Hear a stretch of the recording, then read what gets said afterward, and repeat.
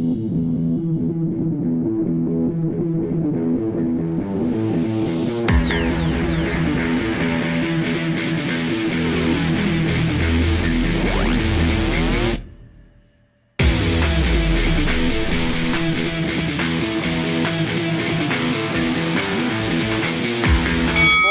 fight, Mike Oren and Michael Sidorczewski, all right? These are content masters. We're going to be arguing about digital content, all right? Mike got his start in publishing, actually spent some time at D Magazine, all right? Founded Pegasus News back in the day, if you've ever heard of that, and also founded Speakeasy, a content agency here in Dallas, and that is his history. Give it up for Mike. Michael Sidorczewski. If you don't know him by now, then you are not part of the Dallas tech community. Am I wrong? You are. I will never say that. Yes, you are. Yeah. That's not my job. Michael runs Launch DFW. All right, Launch DFW is the glue of the Dallas startup scene, and I tip my hat to him because we try to be a part of that. Our biggest community advocate and a veteran of multiple startups. All right, so let's talk about this topic. And this was a tough one for these guys to come to grips on because there are so many things to talk about, and it's so nuanced that it's hard to even tell what side you're on. But they figured it out, and they've got a good fight for you. So I'll throw some terms out there, and then they'll take it and run with it. Content is killing advertising. Ads are still alive, and they still work. Content is killing content. Ads aren't dead yet. Ads are dead. With that in mind, who's going to go first? Your Honor. Michael Sidorczewski, you got a minute. That's the theory that I'm going first. So we had a hard time discovering what this fight was going to be about. But we ultimately ended up on this conversation around content marketing. So you've got a story, and it's a beautiful story about a baby. And this baby is growing through the years, and you know, you're going through clothes, and you're buying new things all the time, and you hear this really wonderful story about this child going to the first day of school or something like that. And you're deeply involved. You're just enthralled by this story. And at the end of the story, you find out in the profile of the person who wrote the story that this might be sponsored content, and that you don't know whether to believe the opinion of the person that actually wrote this story because it was sponsored and paid for by an advertiser. So my question is, how do you know in the future of content that what you're reading is fact or paid for? That's 1 minute. Mike, your opening salvo. I'd say we know better now than at any time in our history what content was bought and paid for or wasn't. Content marketing is really the oldest form of marketing. If you look at whether it was John Deere using a magazine to promote tractors or the early soap operas, we've been selling for a long time. Lord Northcliffe once said that everything that somebody wants to prevent being said is news and the rest is advertising. What we do now is provide advertising that's actually useful and of value to the potential customer, whether or not they're a buyer. That is not a new paradigm in advertising, but it's becoming more pervasive because we don't want to be shouted at by display ads and interstitials and interruptions. It's just an evolution that actually takes us back to where advertising began.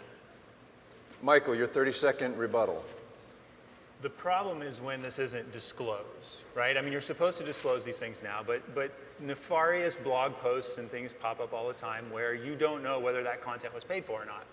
I think as long as the rules are played by, I think we don't have a problem. But my problem is the ones that don't play by the rules, right? And the bigger question for me is, there's a question of journalistic integrity. When you write a story about a subject or a thing, you want to be able to trust the author of that content to be telling you the truth and to be telling you the facts, not the paid-for facts. Michael, your 30 seconds. Yeah, absolutely. You know, you want to know that what you're getting is the facts, but I think there's been a bifurcation that's been coming in journalism for a while.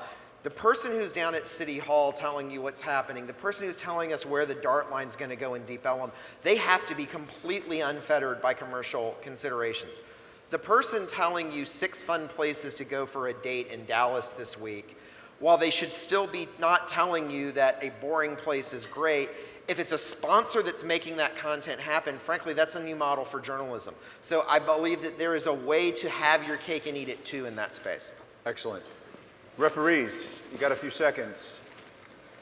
All right. Okay, at least I won't make a mistake with your names, Mike and Mike.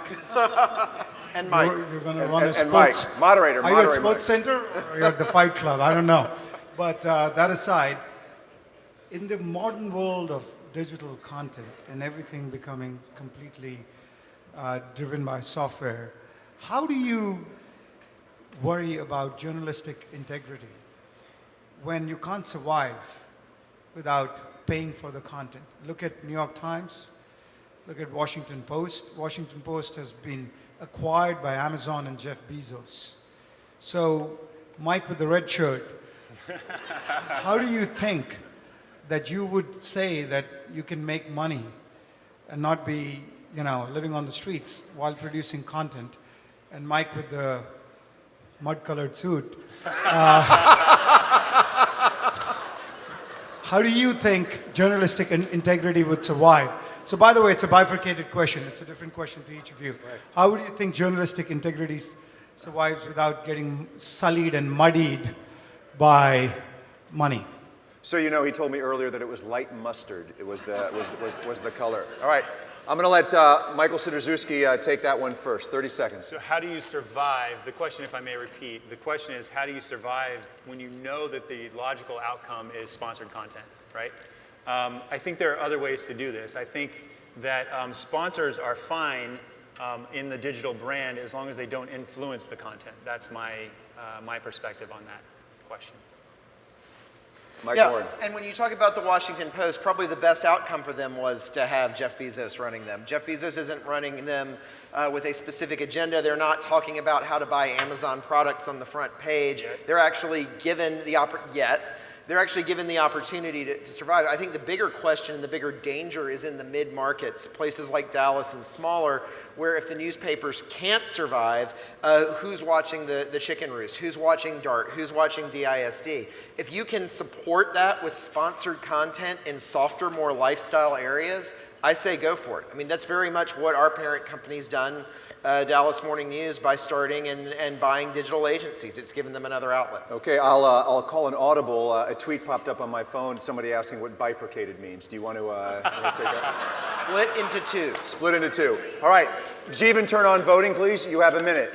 Stand up, guys. Don't show the screen yet. And the winner is...